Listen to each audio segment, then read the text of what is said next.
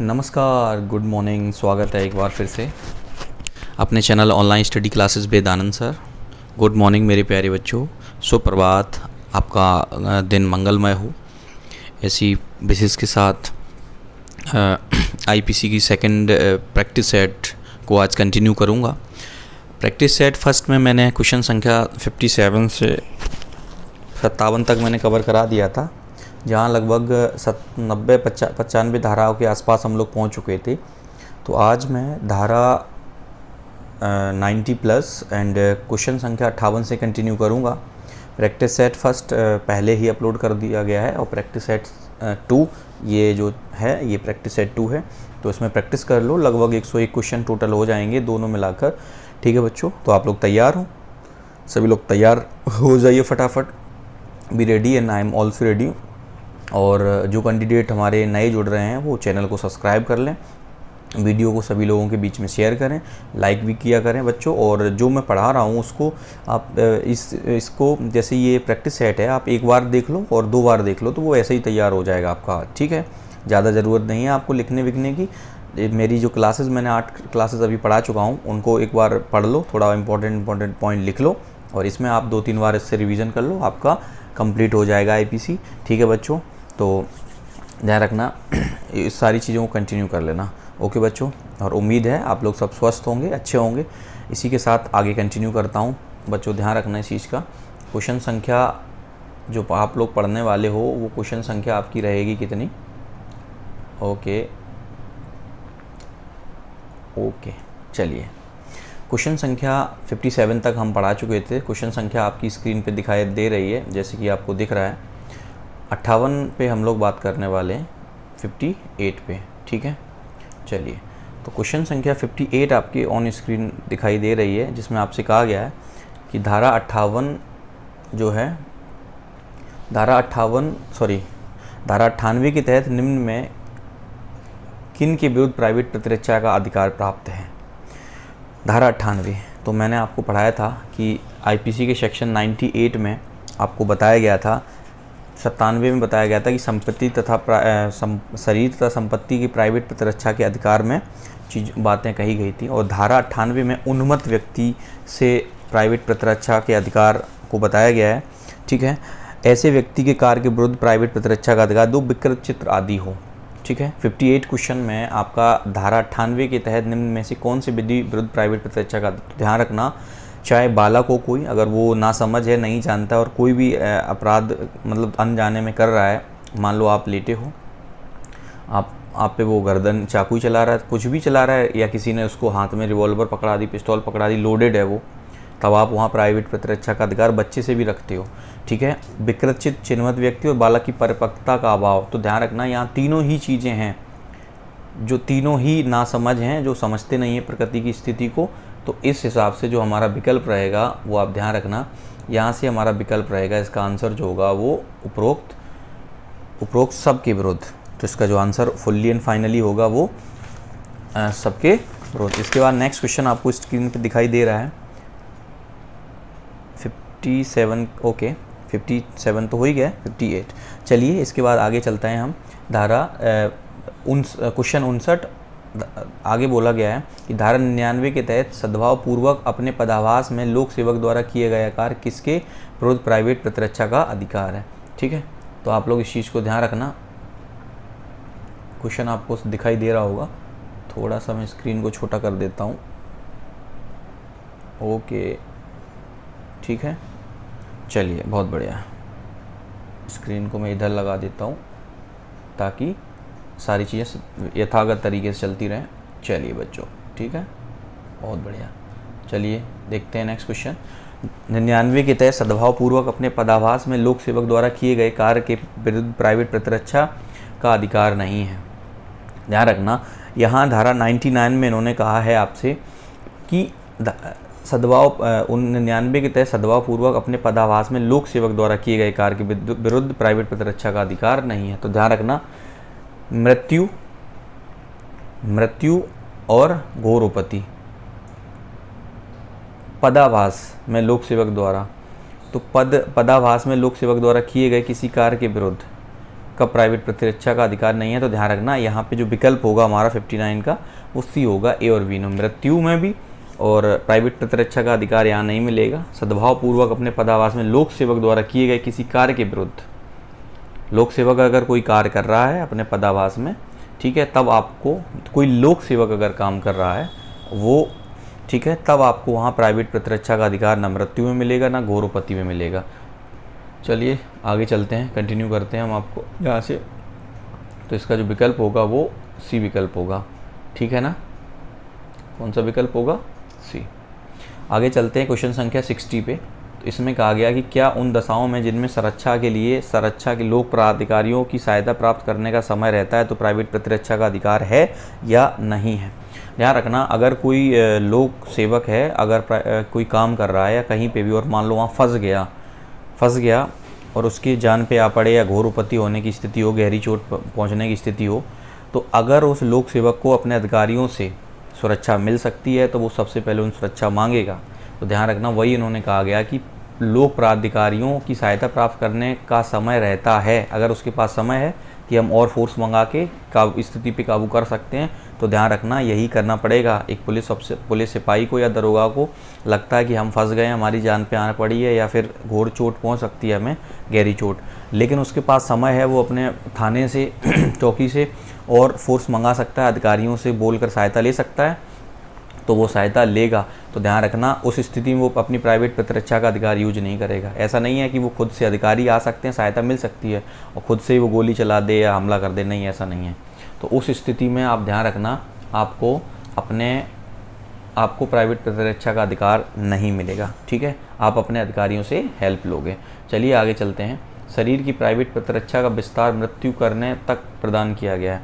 तो ध्यान रखना, आप अपनी शरीर की सुरक्षा में, आप पे अगर कोई हमला कर रहा है, गोली मारने की कोशिश कर रहा है, चाकू मारने की कोशिश कर रहा है या सर फोड़ने की कोशिश कर रहा है, तो आप उसका अधिकार विस्तार मृत्यु तक, यानी आप उसकी मृत्यु तक कर सकते हो। तो आईपीसी के धारा 100 में ये कहा गया, 7 बिंदु उन्होंने दिए कि 7 बिंदुओं में उन्होंने कहा कि मृत्यु, घोरोपति, बलात्कार या आपराधिक अननेचुरल जो बोलते हैं अप्राकृतिक कृत्य और एसिड अटैक और घोरोपति, ये सब उन्होंने 6-7 बिंदु दिए गए हैं, जहाँ पे उन्होंने कहा कि इस स्थिति में आप अपने शरीर की सुरक्षा के लिए, तन की सुरक्षा के लिए आप किसी की भी मृत्यु कर सकते हो। ध्यान रखना, ये धारा 100 में इन्होंने कहा है, ठीक है। आगे चलते हैं धारा 62। किस संशोधन द्वारा धारा 100 में तेजाब फेंकना गंभीर अपराध मानकर जोड़ा गया है? तो ये चीज़ ध्यान रखना, 62 का दंड विधान, ये अधिनियम 2018, अधिनियम की बात करें तो 2018 में धारा 100 में 7वां पॉइंट मैंने बताया था, जोड़ा गया है।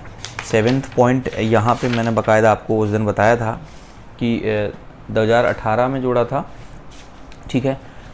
किस में जोड़ा गया था? 2018 में। थोड़ा सा 1 मिनट में क्लियर भी कर लेता हूँ। बाकी अगला क्वेश्चन आप देखिए, तब तक मैं आपको बता रहा हूँ कि प्राइवेट प्रतिरक्षा का अधिकार कब मृत्यु करने तक विस्तृत नहीं है। कब मृत्यु करने तक विस्तृत नहीं है? तो मैंने आपको अभी बताया है कि मतलब अपनी प्राइवेट प्रतिरक्षा के अधिकार में आप मतलब मृत्यु नहीं कर सकते हैं, और मृत्यु के अलावा चाहे कुछ भी उसको घोरोपति, चोट या कुछ वगैरह पहुंचा सकते हैं। तो इसमें क्या प्राइवेट प्रतिरक्षा का अधिकार कब मृत्यु करने तक विस्तृत नहीं है? तो ध्यान रखना, बलात्संग की अगर आशंका है, आपको लग रहा है कि बलात्कार हो सकता है, गैंगरेप हो सकता है, तो उस स्थिति में भी मैंने आपको बताया था कि उस स्थिति में भी आप सामने वाले की हत्या कर सकते हो। दूसरा है मृत्यु की आशंका, तो मृत्यु की आशंका में भी मैंने आपको बताया था कि आप सामने वाले की हत्या कर सकते हो। तीसरा पॉइंट है तेजाब फेंकना, तो मैंने आपको तेजाब के लिए भी बताया था कि अगर कोई तेजाब फेंक रहा है आप पर और आपको लग रहा है कि तेजाब ये फेंक देगा या फेंकने का प्रयास कर रहा है जिससे आपको घोरोपति, घोर चोट या मृत्यु तक हो सकती है, तो उस स्थिति में भी आप क्या कर सकते हो? उस स्थिति में भी आप हत्या कर सकते हो। लेकिन जो इन्होंने 4th पॉइंट दिया है, गर्मा गर्म शब्दों से झगड़ना। गर्मा गर्म शब्द से मतलब वही है कि गर्मा गर्मी हो जाए आपकी आपस में, ठीक है, गाली गलौज हो जाए, तो वहाँ पे आप, ऐसा नहीं है कि सामने वाले की हत्या कर दो। इस चीज़ का विशेषता ध्यान रखिए, ठीक है। चलिए आगे चलते हैं बच्चों, इस चीज़ को ध्यान रखना आप लोग, ठीक है। किस संशोधन द्वारा, हाँ इसके बाद अगला क्वेश्चन आप लोग देखिए, फिर मैं बात करता हूँ पीछे पे। नेक्स्ट क्वेश्चन, तो इसका जो आंसर होगा आपने देख लिया है, इसका जो आंसर होगा वो आंसर हमारा कौन सा हो जाएगा, इसका आंसर डी हो जाएगा, ठीक है। गर्मा गर्म शब्द से झगड़ना। आगे चलते हैं। जब कोई व्यक्ति विधि विरुद्ध जमाव के सदस्यों द्वारा जिनका सामान्य उद्देश्य उसकी पिटाई करना है गिर जाता है, जिसमें एक आदि सरिये से मारता है, तब पिटते व्यक्ति की प्राइवेट प्रतिरक्षा का अधिकार है। आप लोग सोचिए तब तक, इसके और चारों विकल्प पढ़िए कि ये क्या कहना चाह रहा है, ठीक है। और चारों विकल्प पढ़ने के बाद हमें बताइए कि इसका आंसर क्या होगा, फिर मैं तब तक मैं आपको बता रहा हूँ कि इसका आंसर क्या होगा, ठीक है बच्चों। जल्दी जल्दी से रीड करिए।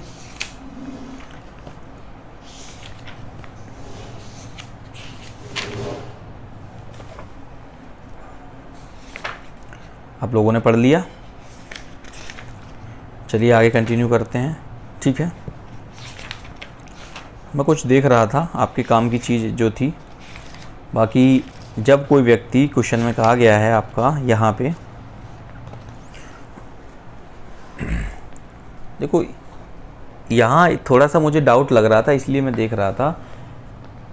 तेजाब फेंकने या सेवन करने का कार्य जो तेजाब का या सेवन कराने का प्रयत्न जो प्रकृति रूप से हो, यह आशंका उत्पन्न करेगा कि जो उत्पत्ति एवं परिणाम होगी। 6 परिस्थितियों को मैं ये देख रहा हूँ कि ये कब अधिनियम, देखो ये मैंने 7वां तेजाब फेंकने वगैरह के बारे में मैंने आपको बताया था कि ये 2013 में जोड़ा गया, तो इसके अकॉर्डिंग 2013 में 2018 ऑप्शन, 2011, 2012, 10, तो देखो एक ही विकल्प है, ठीक है। तो इस ऑप्शन के अकॉर्डिंग मैं चलता हूँ, तो 2018 जो है दंड विधा संख्या अधिनियम, दंड विधि संशोधन, ठीक है, अधिनियम 2018।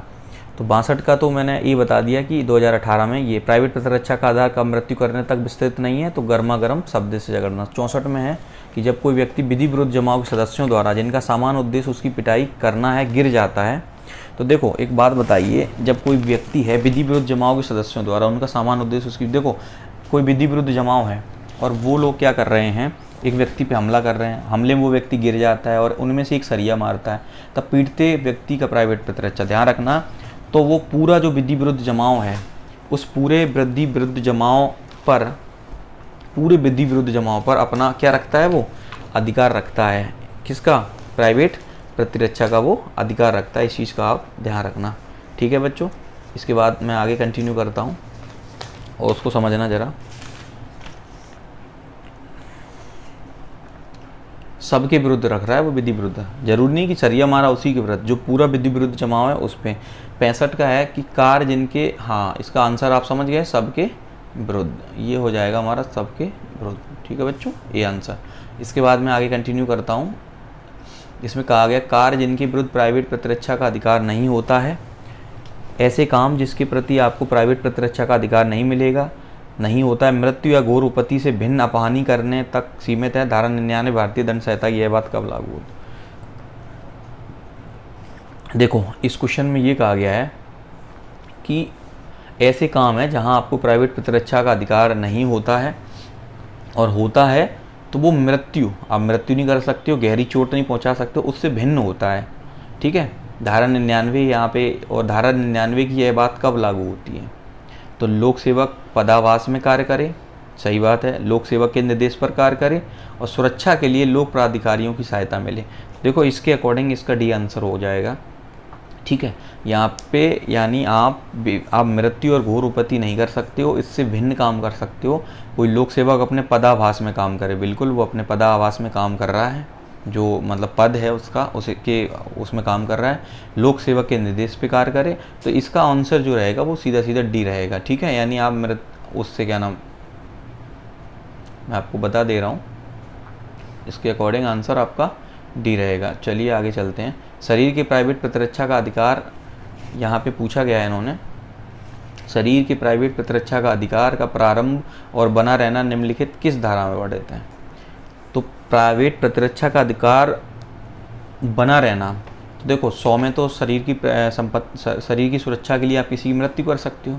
101 में कहा गया कि मृत्यु और घोरोपति से भिन्न कोई काम कर सकते, मृत्यु से भिन्न कोई चोट पहुंचा सकते हो। 102 में क्या गया कि शरीर की प्राइवेट प्रतिरक्षा के अधिकार में मतलब कब प्राइवेट प्रतिरक्षा का अधिकार बना रहता है और कब चला जाता है। तो मैंने आपको बताया था कि कोई भी आप पे अगर हमला कर रहा है और हमला अगर वो करने वाला है आपको लगता है, तो प्राइवेट प्रतिरक्षा का अधिकार एक्टिव हो जाता है। मान लो हमला नहीं किया और चला गया, तो आपका प्राइवेट प्रतिरक्षा का अधिकार चला जाता है। तो इसका जो आंसर होगा वो 102 यानी बी आंसर होगा आपका, ध्यान रखना इस चीज़ को। ठीक है, थर्ड चलते हैं कि कब संपत्ति और प्राइवेट प्रतिरक्षा के अधिकार का विस्तार मृत्यु करने तक होता है। संपत्ति और की प्राइवेट प्रतिरक्षा का अधिकार मृत्यु करने, तो मैंने आपसे कहा था कि इसमें 4 बातें कही गई थी। लूट अगर आपके घर में हो रही हो, रात्रि गृह भेदन, अपराध के उद्देश्य से कोई रात में आपके घर में घुस आया, या तीसरा अग्नि द्वारा रिष्टि, यानी आप किसी टेंट में, तंबू में, किसी झोपड़ी में कहीं पे सो रहे हो और वहाँ पे कोई आग लगा दे, या किसी जलयान में जा रहे हो उसमें आग लगा दे। ठीक है, तो इन तीनों ही बातों में जो इन्होंने कहा गया, इन सब में आप अपनी संपत्ति की सुरक्षा के लिए सामने वाले की हत्या कर सकते हो। आप इस चीज़ पे ध्यान रखना। तो इसका आंसर उपरोक्त सभी यानी डी आंसर हो जाएगा। चलिए नेक्स्ट क्वेश्चन 68 की तरफ बढ़ते हैं। 68 की तरफ बढ़ते हैं जल्दी से। ओके, कंटिन्यू करते हैं। धारा 103 भारतीय दंड संहिता में संशोधनोपरांत 5वां खंड उत्तर प्रदेश हेतु जोड़ा गया, उसमें क्या है? तो देखो ध्यान रखना, इसमें 5वें संशोधन में यहाँ पे इन्होंने कहा गया कि कौन सा जोड़ा गया। तो 5वां संशोधन में इन्होंने जोड़ दिया कि अग्नि या किसी विस्फोटक पदार्थ द्वारा रिष्टि जो सरकारी संपत्ति या रेल संपत्ति या मोटरयान अधिनियम से संबंधित है। ध्यान रखना, आग से या किसी विस्फोट से आप किसी सरकारी संपत्ति को या रेलवे की कोई संपत्ति को या मोटरयान कोई संपत्ति को क्षति पहुंचा रहे हो तो 103 लगेगी। संपत्ति की सुरक्षा में आपकी मृत्यु भी की जा सकती है। ठीक है, मान लो कहीं रेलवे का सामान रखा है, रेलवे की लाइन बन रही है, वहाँ की उन्हीं का कोई गोदाम है, आप रात में जाके चोरी करने लगे तो वो मौत भी कर सकते हैं आपकी सुरक्षा में, संपत्ति की सुरक्षा में। ठीक है, दूसरा है शरीर की क्षति संबंधित है। तो इसके अकॉर्डिंग अगर मैं बात करूं क्वेश्चन संख्या, तो ए और बी दोनों सही है। शरीर की क्षति संबंधित भी है इसमें। ठीक है, तो 60 का जो हमारा आंसर हो जाएगा वो हमारा आंसर हो जाएगा, क्या हो जाएगा हमारा यहाँ पे आंसर? उपरोक्त ए और बी दोनों सही है। ठीक है, उपरोक्त ए और बी दोनों सही है 68 का। आगे चलते हैं हम। संपत्ति की प्राइवेट प्रतिरक्षा का अधिकार विस्तार मृत्यु से भिन्न है। तो जैसे मैंने बताया था मृत्यु से भिन्न है, 100 का 101 में, 103 का 104 में, यही तो मैंने बताया था कि 100 में था हमारा शरीर की सुरक्षा में आप किसी की मृत्यु कर सकते हो, 103 में था संपत्ति की सुरक्षा में किसी की मृत्यु कर सकते हो, 101 में था कि मृत्यु से भिन्न कोई, 104 में था मृत्यु संपत्ति के लिए मृत्यु से कोई भिन्न, और 102 में था कि आप प्राइवेट प्रतिरक्षा का अधिकार कब बना रहना और कब चला जाना शरीर के लिए, और 105 में था हमारा संपत्ति के लिए।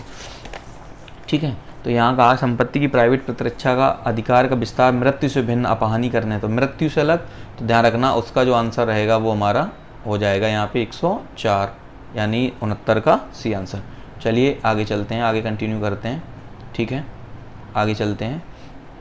आगे क्वेश्चन संख्या 70 भारतीय दंड संहिता में चोरी के विरुद्ध प्राइवेट प्रतिरक्षा का अधिकार कब शुरू होता है और कब बना रहता है, इस चीज़ का आप ध्यान रखना। तो जिस क्वेश्चन में मैंने आपको बताया था ज़्यादातर प्रश्न आपके ऐसे होंगे जहां उपरोक्त सभी विकल्प आएगा, तो वो चांसेस ज़्यादा रहते हैं कि वही सही हो। अपराधी की संपत्ति सुरक्षित पहुँच से बाहर हो जाने तक, यानी अपराधी के संपत्ति सुरक्षित पहुँच से बाहर हो जाने तक, लोक अधिकारियों की सहायता प्राप्त होने तक अपनी संपत्ति प्राप्त कर लेना, ये इसका डी आंसर सही है 70 का। मेचुरी के प्रति यानी अपनी संपत्ति के विरुद्ध प्राइवेट प्रतिरक्षा मेचुरी के विरुद्ध। ठीक है, चलिए आगे चलते हैं। तो इसका जो आंसर रहेगा 70 का डी हो जाएगा। ज़्यादातर विकल्प ऐसे ही होते हैं जहां आपको आंसर्स मिल जाएंगे। ठीक है बच्चों, ध्यान रखना। तो इसका आंसर हमारा क्या हो जाएगा? इसका आंसर हो जाएगा हमारा 70 का डी। ठीक है, चलिए आगे चलते हैं। 71 में कहा गया कि का पर एक भीड़ द्वारा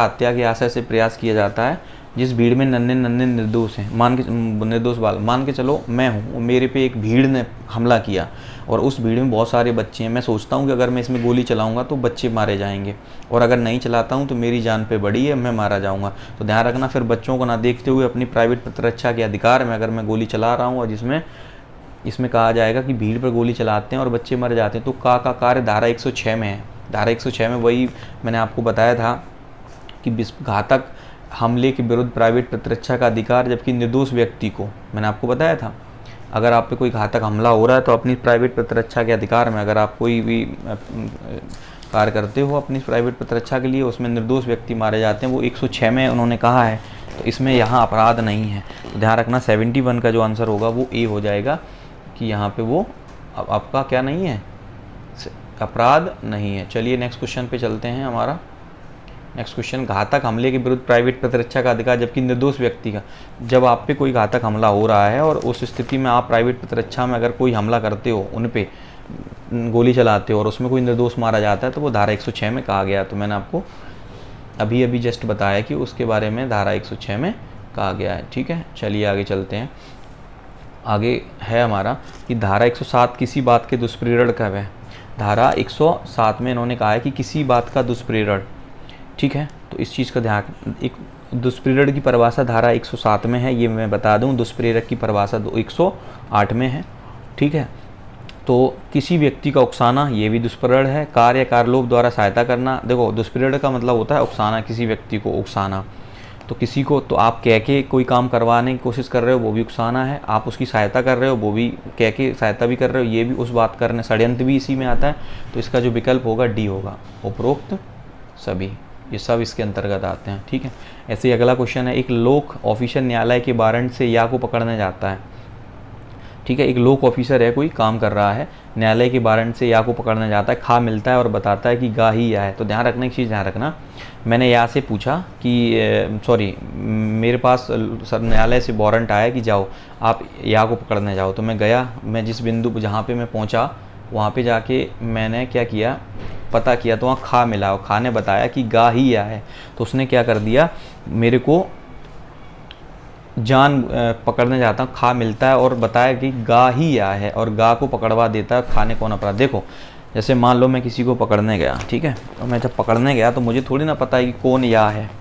तो जब मैं पकड़ने गया तो वहाँ मैंने किसी से पूछा और उस व्यक्ति ने मेरे को झूठा बता दिया, गलत बता दिया, किसी गा नाम के व्यक्ति को या बताकर मेरे से पकड़वा दिया।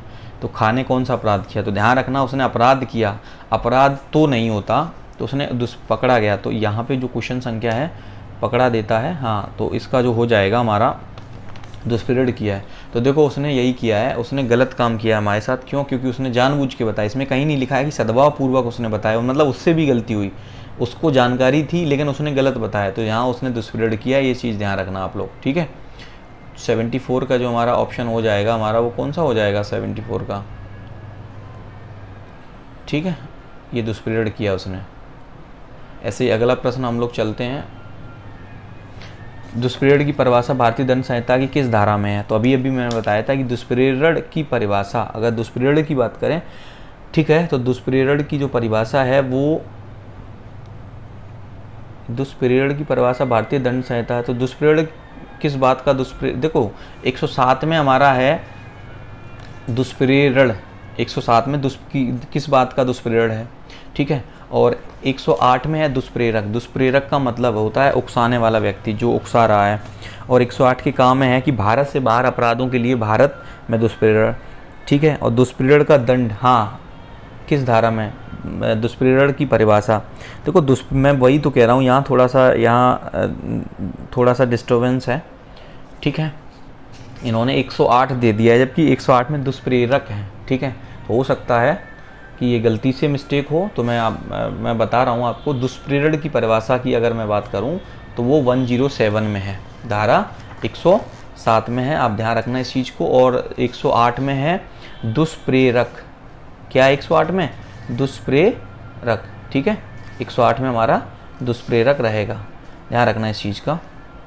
चलिए, दुष्प्रेरण किस बात का दुष्प्रेरण, तो वो 107 में है, ये आप लोग ध्यान रखना, थोड़ा सा मिस्टेक हो सकती है यहाँ पे। ठीक है, दुष्प्रेरक जो है वो, दुष्प्रेरण जो है वो 107 में है। ओके, दुष्प्रेरण का मतलब होता है किसी को उकसाना, षड्यंत्र करना, ये वगैरह मैंने पॉइंट्स आपको बताए हैं पिछली क्लासेस में, 7th क्लास में। और दुष्प्रेरण की परिभाषा जो है, दुष्प्रेरण की 107 में, दुष्प्रेरक जो उकसा रहा है उसकी परिभाषा 108 में है। ठीक है, और 108 में है, और 108 के काम है कि भारत के बाहर अपराधों का भारत में दुष्प्रेरण, यानी भारत से बाहर कोई अपराध करने हैं और उसके लिए जो दुष्प्रेरण हो रहा है वो भारत में ही हो रहा है। तो ध्यान रखना, यहाँ थोड़ा सा मिस्टेक थी। इसके बाद आगे मैं चलता हूँ कि गा की हत्या के लिए का खा को उकसाता है। गा की हत्या के लिए का खा को उकसाता है और खा घा को गंभीर चोट कारित करता है, किंतु घा ठीक हो जाता है। तो कौन सा अपराध किया है? तो ध्यान रखना, यहाँ उकसाया है और उसने चोट पहुँचाई है, मारा भी है। तो यहाँ पे गा की हत्या के लिए खा को का जो है खा को उकसा रहा है कि तुम गा की मतलब हत्या कर दो, और खा क्या होता है, वैसा करने से इनकार करता है। नहीं, इससे पहले ऊपर वाला क्वेश्चन था वही है सेम। खा जो है वो घा को गंभीर चोट पहुंचा देता है, तो किंतु घा ठीक हो जाता है। तो ठीक हो जाए उससे क्या है, तो उसने हत्या का दुष्प्रेरण किया। ये चीज़ ध्यान रखना आप लोग, ठीक है। गा को पहुंचाओ चाहे घा को पहुंचाओ, आपने चोट तो पहुंचाई है, इसका आंसर ए हो जाएगा, ठीक है।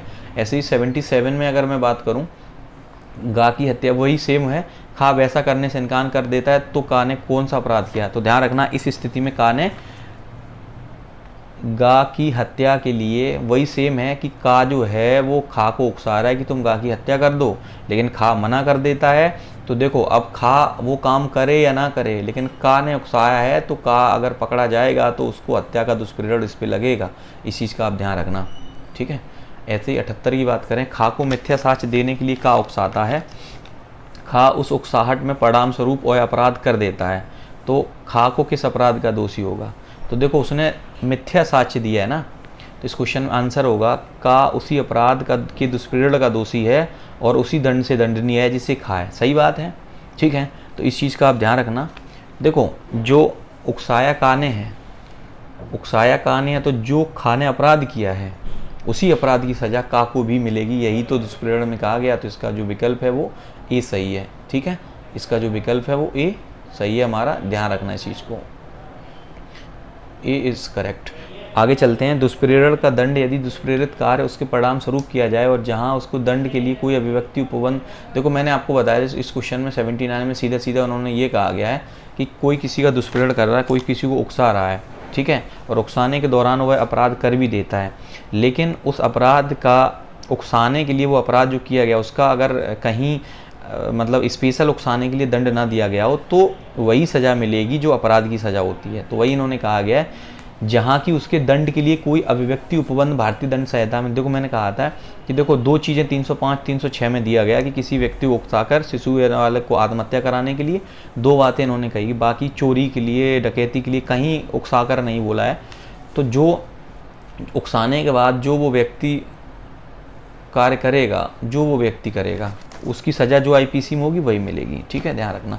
80 की मैं बात करता हूँ, तो खा को मिथ्या साक्ष्य देने के लिए का उकसाता है, ये तो मैं करवा ही दिया हूँ, ध्यान रखना वही है, परिणाम स्वरूप वही। अभी क्वेश्चन निकल गया, एक ऊपर वाला क्वेश्चन ही था, अब छोड़ता हूँ मैं इसको, आगे चलता हूँ।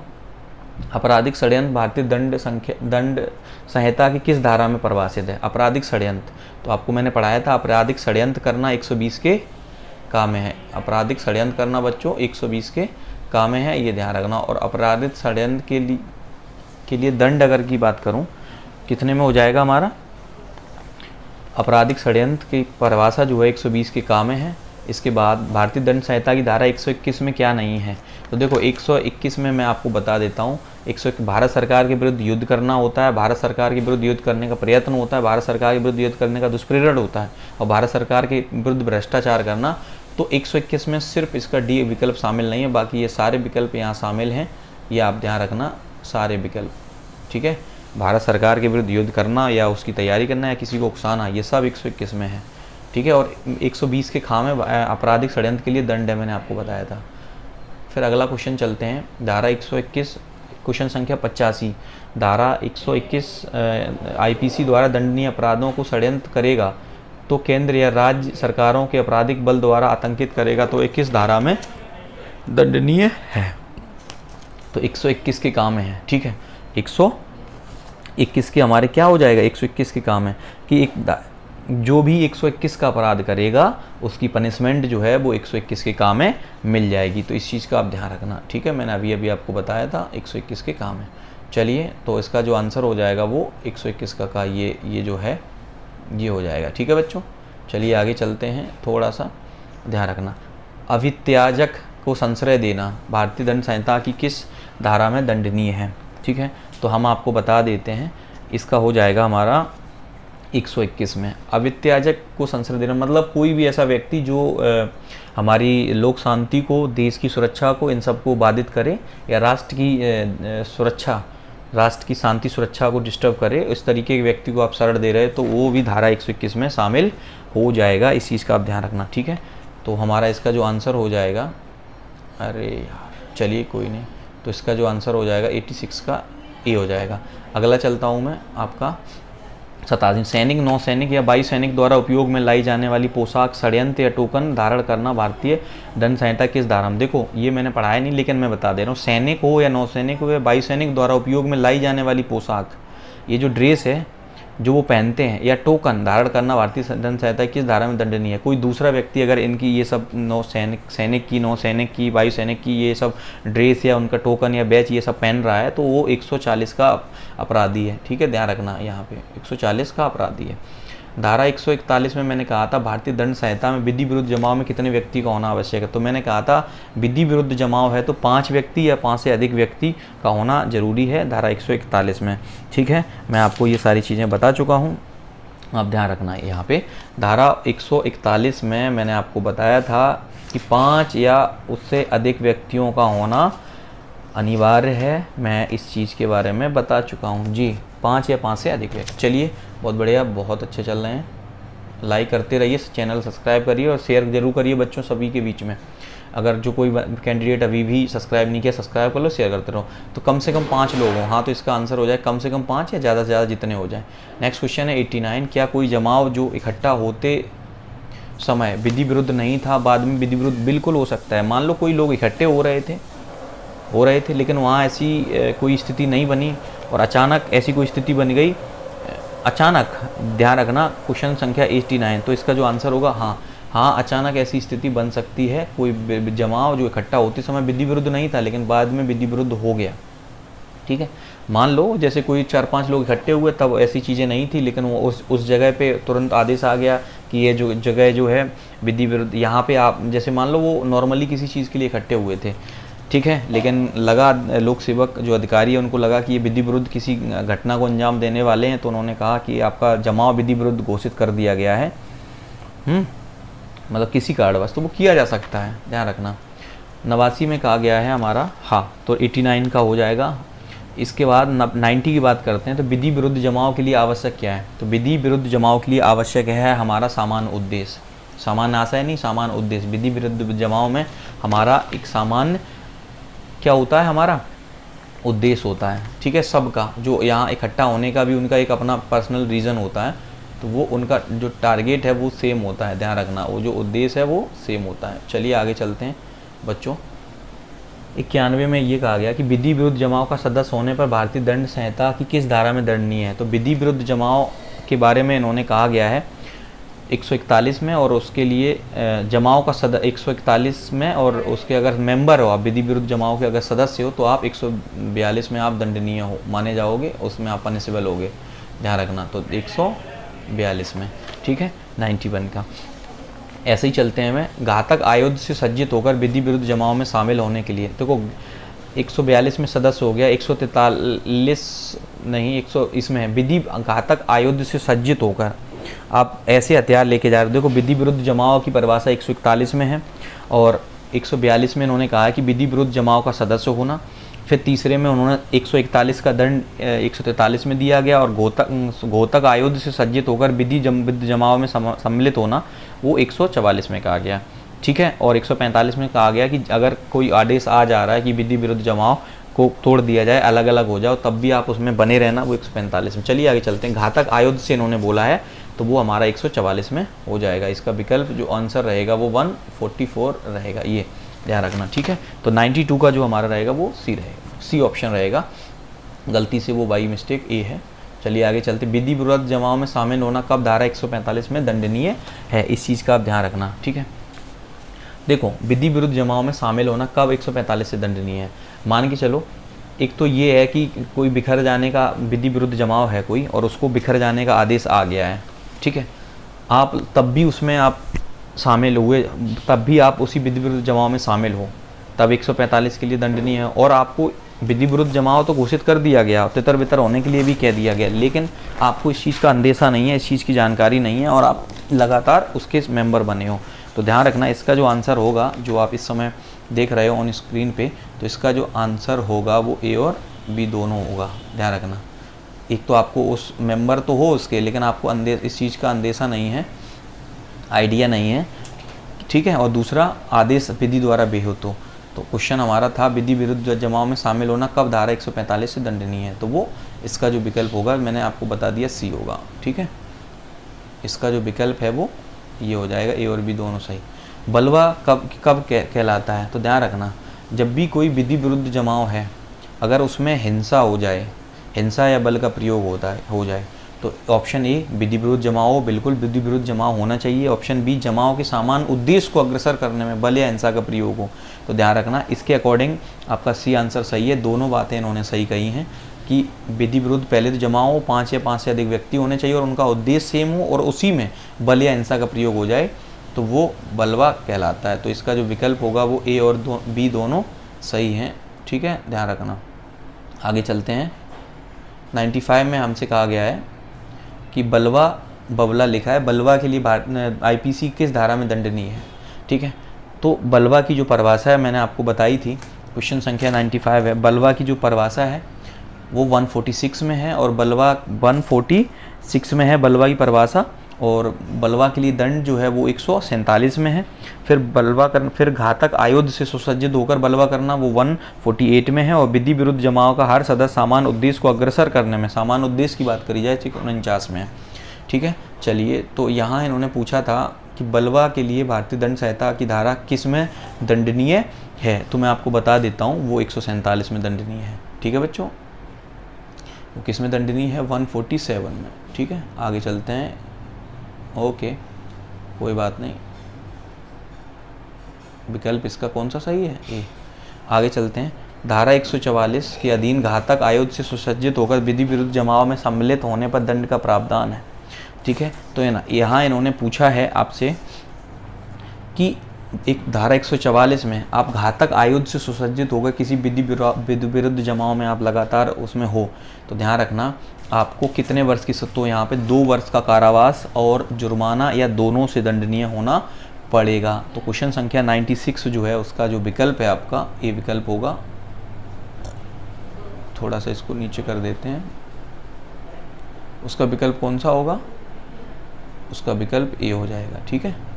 ये 2 वर्ष का कारावास और जुर्माना दोनों से। चलिए आगे चलते हैं। घातक आयुध से सुसज्जित होकर बलवा करना भारतीय दंड संहिता की धारा 148 में कितने वर्ष का कारावास का दंड है। तो जैसा कि मैंने आपको बताया था कि घातक आयुध से सज्जित होकर बलवा कर रहे हो तो धारा 148 में है, और अगर पनिशमेंट की बात करी जाए तो क्वेश्चन संख्या 97 का जो रहेगा वो विकल्प रहेगा ये। तो यहाँ 3 वर्ष तक की उसको सज़ा मिलेगी। घातक आयुध से सुसज्जित होकर आप अगर विधि विरुद्ध जमाव में शामिल हो तो उसके लिए 2 वर्ष का कारावास और जुर्माना होगा, और अगर बलवा कर रहे होगा, घातक आयुध से सज्जित होकर बलवा करना तो भारतीय दंड संहिता की 148 में है, 3 वर्ष के लिए पनिशेबल है। क्वेश्चन संख्या 98, तो 149 में विधि विरुद्ध जमाव का हर सदस्य सामान्य उद्देश्य को अग्रसर करने में किए गए कार्य के लिए दोषी होगा, तो ये चीज़ ध्यान रखना, हाँ वो दोषी होगा। विधि विरुद्ध जमाव का हर सदस्य सामान्य उद्देश्य को, देखो विधि विरुद्ध जमाव हुआ तो ऐसा माना जाएगा कि इन सब का उद्देश्य सेम है, जितने भी लोग वहाँ मेंबर शामिल हुए हैं सबका उद्देश्य सेम है, हाँ अपराध का दोषी है, तो हर व्यक्ति अपराध का दोषी हो गए, ठीक है। ध्यान रखना। क्वेश्चन संख्या 99, 5 या अधिक व्यक्तियों के जमाव को बिखर जाने का आदेश, 5 या अधिक व्यक्तियों के जमाव को बिखर जाने का आदेश, समादेश दिए जाने के पश्चात उसमें जानते हुए सम्मिलित होना या बने रहने के लिए कितना दंड का प्रावधान है। तो आईपीसी की धारा 151 में यही कहा गया है कि 5 या 5 से अधिक व्यक्तियों को जमाव, जो बलवा मतलब विधि विरुद्ध जो बलवा है उसको बिखर जाने का आदेश देने के बावजूद उसमें लगातार अगर शामिल हो तो उसके लिए आप ध्यान रखना, चूँकि इसमें ऑप्शन के अकॉर्डिंग 6 वर्ष का कारावास, जुर्माना, तो इसका ध्यान रखना ये दोनों जुर्माना हो सकते हैं, 6 वर्ष की सज़ा भी हो सकती है, जुर्माना भी हो सकता है, या दोनों से सज़ा हो सकती है। 100 में धारा 151 में 5 या अधिक व्यक्ति को विधि विरुद्ध जमाव को बिखर जाने के लिए दिया गया समादेश कब उचित है, ठीक है। वही जो 151 अभी मैंने बताया था, तो इस चीज़ का विशेषता ध्यान रखना कि जमाव लोक शांति भंग करे, बिल्कुल जो विधि विरुद्ध जमाव है वो लोक शांति भंग कर रहा है, जानबूझकर जो आदेश है उसका उल्लंघन कर रहा है, तो ध्यान रखना इसका भी जो विकल्प रहेगा वो दोनों सही रहेंगे, ए और बी दोनों सही है। इसका जो विकल्प है सी विकल्प है, ठीक है, इसका जो ऑप्शन है सी। ऐसे ही लास्ट आज का जो लास्ट क्वेश्चन है वो आज का लास्ट क्वेश्चन, इस दस्तावेज का उल्लेख भारतीय दंड संहिता की किस धारा में। तो चूंकि पुराना इन्होंने पूछ दिया है तो पूछा गया कि डॉक्यूमेंट्स जो है, दस्तावेज जो है वो भारतीय दंड संहिता की किस धारा में। तो दस्तावेज भारतीय दंड संहिता की धारा 29 में है, और अगर इलेक्ट्रॉनिक दस्तावेज की बात करी जाए तो वो आईपीसी की धारा 29 का ए में है। तो इसका जो विकल्प है वो बी सही है, ठीक है। तो बच्चों उम्मीद करता हूँ आज की चीज़ें बहुत अच्छे से समझ में आई होंगी। ओके, कैसी लगी मेरी वीडियोस? अगर मेरी वीडियोस प्रैक्टिस सेट अच्छा लगा हो तो चैनल को सभी लोग लाइक करो, सब्सक्राइब करो, ठीक है। चैनल को लाइक करो और ज़्यादा से ज़्यादा चैनल को लाइक करो, ज़्यादा से ज़्यादा लोगों के बीच शेयर करो, और जो लोग अभी जुड़े नहीं हैं वो चैनल को सब्सक्राइब भी कर लें।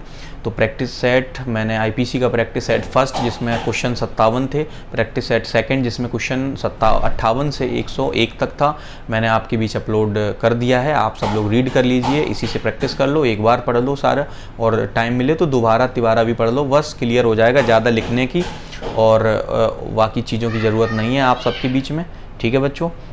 ये चीज़ ध्यान रखना, और आज के लिए इतना ही काफ़ी। आपका दिन मंगलमय हो बच्चों। चलिए फिर आज से मतलब अब मैं यहाँ से क्लास कंटिन्यू करूँगा, क्लास 9th, क्योंकि फिर कुछ धारा हम लोग 150 के ऊपर पहुँच चुके हैं यहाँ प्रैक्टिस सेट से। अब मैं आगे कंटिन्यू करूँगा क्लासेस से। तो बेटा हमारी आईपीसी क्लास शाम 10 बजे से लाइव चलती हैं, तो जो लोग पढ़ रहे हैं वो आज ही से आज शाम को क्लास 9 मिलेगी, जिसमें मैं 150 के ऊपर की धारा कंटिन्यू करूँगा, ठीक है। प्रैक्टिस सेट 2, उसके बाद फिर मैं प्रैक्टिस सेट 3 लाऊँगा। चलिए दोस्तों आज के लिए इतना ही काफ़ी। नमस्कार, प्रणाम, जय हिंद, बाय बाय। सभी लोगों को ध्यान रखिए अपना, ठीक है बच्चों। चलिए मिलते हैं बाद में, बाय बाय, जय हिंद।